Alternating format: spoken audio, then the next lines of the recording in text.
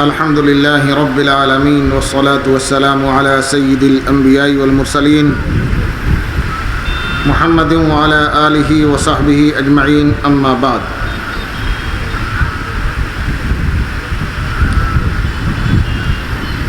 अऊज़ु बिल्लाहि मिनश शैतानिर रजीम बिस्मिल्लाहिर रहमानिर रहीम। लक़द जाअकुम रसूलुम मिन अनफुसिकुम अज़ीज़ुन अलैहि मा अनित्तुम हरीसुन अलैकुम बिल मुमिनीना रऊफ़ुर रहीम।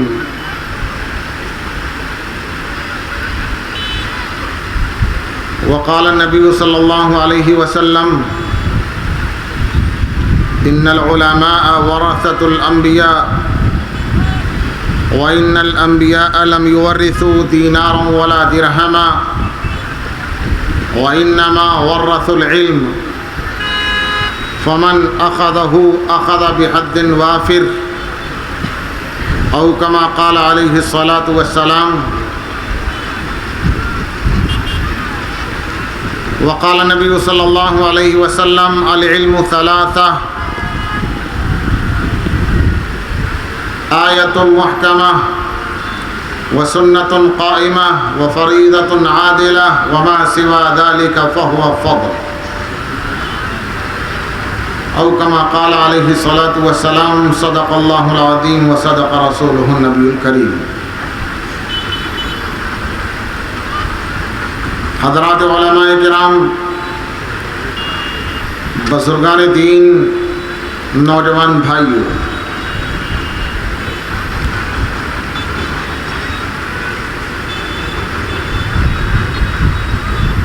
मेरी ज़बान उर्दू है और आप हज़रात की ज़बान बंगला है। मुझे नहीं मालूम कि आप हज़रात में कितने लोग मेरी बात समझ सकेंगे, कितनी नहीं समझ सकेंगे। मुझे बताया गया है कि मेरी बात मुकम्मल होने पर 2 मिनट में उसका खुलासा बंगला में बयान किया जाएगा, लेकिन मैंने इरादा किया है कि इस महफिल में उलमा की तादाद बहुत बड़ी है।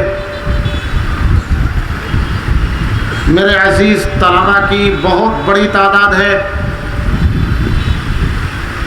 मैं एक छोटा भाई होने के नाते उनकी खिदमत में कुछ मारूज़ात पेश करना चाहता हूँ। मुझे अपनी हकीकत का इल्म है, मैं अपनी हैसियत को जानता हूँ। मुझे मालूम है कि मैं किसी को कोई नसीहत करने के लायक कतन नहीं हूँ। मैं खुद नसीहत का मोहताज हूँ। मुझे ज़रूरत है कि मैं अपने बड़ों से भी अपनी इस्लाह की दरख्वास्त करूँ, अपने छोटों से भी ये कहूँ कि मेरी खामियों की, गलतियों की निशानदही करें, और अपनी इस्लाह का एक तरीक़ा ये भी होता है कि मैं अपना सबक सुनाऊं और जो गलतियां हों अपने बड़ों से मैं उनकी इस्लाह कराऊं। इसी हैसियत से इनके सामने मैं अपना सबक सुनाने के लिए बैठा हूं। अज़ीज़ों, मुझे अर्ज़ यह करना है कि हमारा और आपका सोसाइटी में, समाज में और मुआशरे के अंदर जो तारुफ है, हमें और आपको समाज में, सोसाइटी में जिस हैसियत से पहचाना जाता है, हमारी और आपकी जो शनाख्त है वो एक इस्लामी नुमाइंदे की हैसियत से, दीन के नुमाइंदे की हैसियत से है। और जब हम स्टेज पर बैठकर, महफिल में बैठकर ये कहते हैं कि उलमाए किराम अंबिया के वारिस हैं, तो हम अपनी इस हैसियत पर खुद अपने हाथ से मुहर लगा देते हैं और हम गोया ये दावा करते हैं कि हम दीन के नुमाइंदे हैं, हम नबी के वारिस हैं, हम इस्लाम के नुमाइंदे हैं। जब हम इस्लाम के नुमाइंदे हैं तो मेरे भाइयों, खुद ब खुद हम अपने ज़िम्मे ये जिम्मेदारी ले लेते हैं कि हमारी एक एक अदा से, एक एक नक्ल हरकत से, एक एक अमल से अल्लाह के एक एक हुक्म की अदा टपकनी चाहिए, रसूलुल्लाह की एक एक सुन्नत टपकनी चाहिए। हमारा ताल्लुक मस्जिद से मजबूत हो, सुन्नतों से मजबूत हो, और लोग हमारी जबान से ज़्यादा, और इस स्टेज पर बैठकर हम अपनी जबान से जो कुछ कहें उससे ज़्यादा हमारे जिस्म को, हमारी ज़िंदगी को, हमारी नक्ल हरकत को, हमारे चलने फिरने को, हमारे खाने पीने को देखकर हमारी ज़िंदगी से इस्लाम को सीखें। हमें अपनी ज़िंदगी को सुन्नत के सांचे में डाल लेना चाहिए। मेरे अजीज तलबा, हमें अपनी ज़िंदगी कैसी बनानी चाहिए और कैसी होनी चाहिए। बगदाद में एक शख्स आता है, वो लोगों से पूछता है कि मुझे ये सीखना है कि नबी अकरम सल्लल्लाहु अलैहि वसल्लम की ज़िंदगी कैसी थी। उससे कहा जाता है कि इस घर में एक बुजुर्ग रहते हैं, उनके साथ सुबह को लग जाओ, शाम तक देखते रहो, वो जैसे चलते हैं उसको समझ लो कि रसूलुल्लाह का चलना ऐसा ही था। वो जैसे खाते हैं रसूलुल्लाह का खाना वैसा ही था, जैसे बोलते हैं रसूलुल्लाह का बोलना वैसा ही था, जैसे पीते हैं रसूलुल्लाह का पीना वैसा ही था।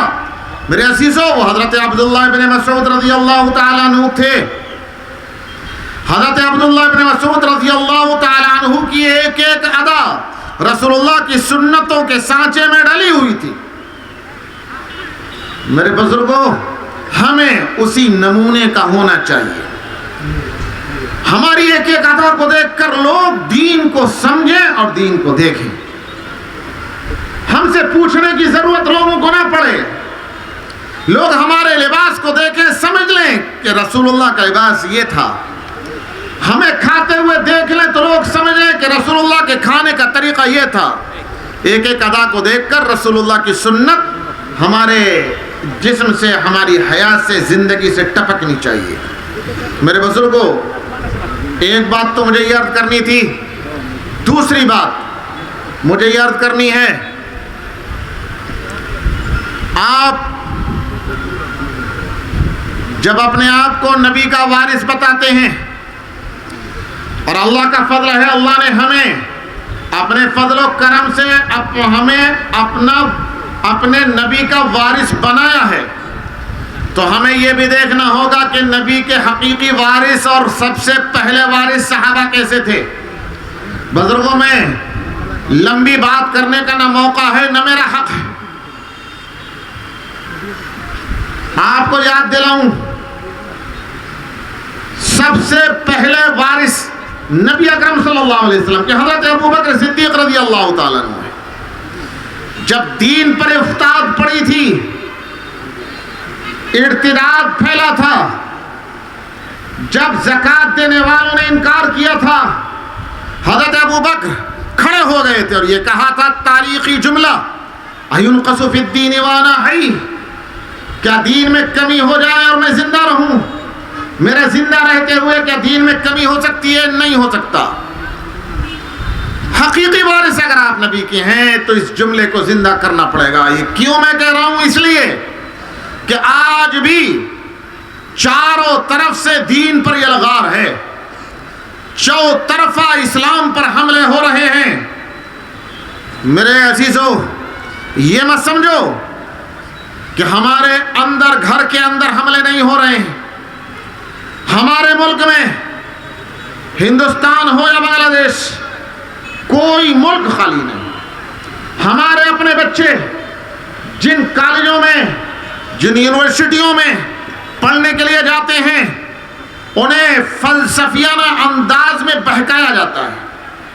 फलसफे, साइंस को सामने रखकर उनके दिमाग में शुकूक व शुबहात पैदा किए जा रहे हैं।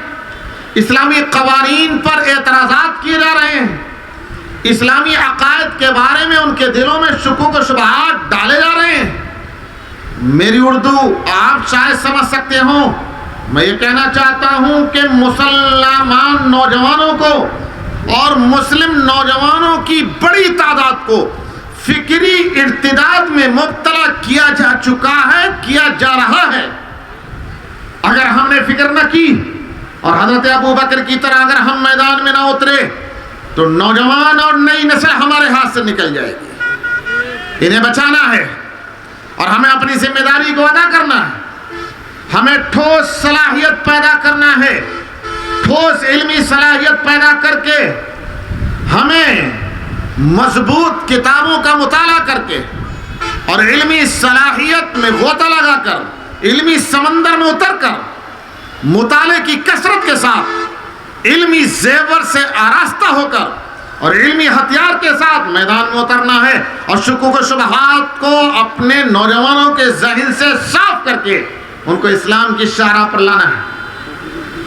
मेरे दोस्तों, आज दुनिया के अंदर काश जो मैं कहना चाहता हूं, आपकी जबान दूसरी है, मेरी बात काश आप समझ सके। मेरी जबान कुछ अलग है, अल्लाह करे आप मेरी बात समझ लें।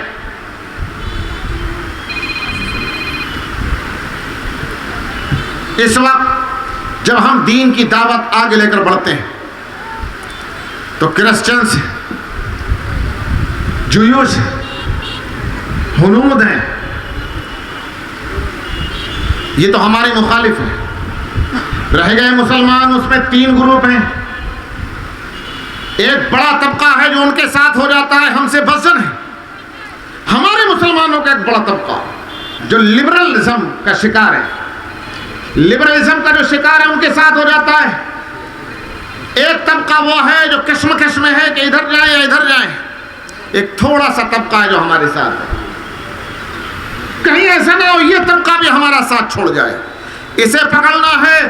जो मुतरद्दिद तबका है उसको संभालना है, जो उनके साथ जा रहा है उसको वापस लाना है। ये हमारी जिम्मेदारी है। इसके लिए हमें एक मैकेनिज्म तैयार करना पड़ेगा। और मेरे दोस्तों, इसके लिए ज़रूरी है कि इज्तिमाइयत रहे, इत्तिहाद रहे। इज्तिमाइयत और इत्तिहाद के बगैर कोई काम नहीं हो सकता। यहाँ उलमाए किराम मौजूद हैं। तफसील का मौका नहीं, वक्त भी नहीं है और मुझसे बड़े अकाबिर मौजूद हैं। मैं क्या कहने की हैसियत रखता हूँ, मेरा क्या मकाम, क्या हैसियत। मैं एक तिफले मकतब हूँ। कुरान करीम को आप पढ़ते हैं, बेशतर अहकाम में कहीं कहीं ऐसा भी है कि नबी अकरम सल्लल्लाहु अलैहि वसल्लम को खिताब करते हुए वाहिद का सीगा इस्तेमाल किया गया। या अय्युहल मुज़्ज़म्मिल क़ुम अल-लैला इल्ला क़लीला, वाहिद का सीगा भी आया। लेकिन बेशतर अहकाम में मुसलमानों को साथ मिलाकर जमा का सीगा इस्तेमाल किया गया है। अगरचे नबी अकरम सल्लल्लाहु अलैहि वसल्लम की दावत मुसलमानों की मदद पर मौकूफ नहीं थी, सिर्फ और सिर्फ अल्लाह की नुसरत पर दारोमदार था। याद कीजिए उस वाक़े को जब अबू तालिब ने कहा था कि भतीजे थोड़ा पीछे को पैर हटाओ। नबी अकरम सल्लल्लाहु अलैहि वसल्लम ने कहा था, चाचा जान अगर आप मेरी नुसरत से परेशान हैं आप पीछे हट जाइए। मैं आपकी मदद के बलबूते पर नहीं, उस अल्लाह की मदद के बलबूते पर दावत का काम लेकर खड़ा हुआ हूं जिसने मुझे पैदा किया है। अगर ये कुफ्फार मेरे एक हाथ पर सूरज लाकर रख दें, दूसरे हाथ पर चांद ला करके रख दें, तब भी मैं इस दावत से पीछे हटने वाला नहीं हूं। नबी जो आगे बढ़ रहे थे, अल्लाह की नुसरत पर बुनियाद थी नबी की दावत की, उन्हें किसी की नुसरत की जरूरत नहीं थी। एक एक अरब का बाशिंदा भी नबी की नुसरत अगर छोड़ देता तो नबी की शान पर कोई हर्फ आने वाला नहीं था। फिर भी हमेशा हर जगह जमा का सीगा इस्तेमाल किया गया है। आपको अकाबिर उलमा बताएंगे, मुफस्सिरीन बताएंगे, हर जगह इशारा दिया जाता है कि दीन का काम इज्तिमाइयत से चलेगा। अगर हमारी सफ़ों में इंतशार आ गया, अगर हमारी सफ़ों में तफर्रुक आ गया, अगर हमारी सफ़ों में इफ्तराक आ गया तो दीन का खमियाजा बिखर जाएगा, दीन टूट जाएगा, दीन कमज़ोर पड़ जाएगा। फिर दीन को संभाला देना मुश्किल हो जाएगा और अग़यार हमलावर हो जाएंगे। तारीख़ आपके सामने है। हज़रत अली, हज़रत मुआविया रज़ियल्लाहु ताला अन्हुमा के दरमियान जो इज्तिहादी इख्तिलाफ की बुनियाद पर कुछ दूरियां हुई, जंग की नौबत आई, अग़यार फौरन खड़े हो गए थे। उस वक्त आपको याद होगा सहाबा ने समझ लिया था कि इफ्तिराक की बुनियाद पर दूसरों को हौसला मिल रहा है। हजरत मुआविया ने देखा था कि ऐ रूमी, तू हमारे इख्तिलाफ को देख करके हौसला पा रहा है, अगर जुर्रत तूने की तो मुआविया सबसे पहला आदमी होगा जो अली से हाथ मिला लेगा और अली का सिपाही बनकर तेरी सरकूबी के लिए सबसे पहले मुआविया आगे बढ़ेगा। क्या हम इसको नमूना बनाएंगे? हम अपने मुखालिफ के पास हाथ मिलाएंगे जाकर और अपने मुखालिफ के पास जाकर कहेंगे कि हमें माफ कर दीजिए, आइए और हम मिल करके इस्लाम पर यलगार करने वालों का मुकाबला करें। ये हौसला जिस दिन हमारे अंदर आ गया, इस्लाम को इज्जत और सरफराजी नसीब होगी। अल्लाह मुझे भी अमल करने की तौफीक अता फरमाए, आपको भी अमल करने की तौफीक अता फरमाए। व आखिर दावाना अनिल हम्दुलिल्लाहि रब्बिल आलमीन।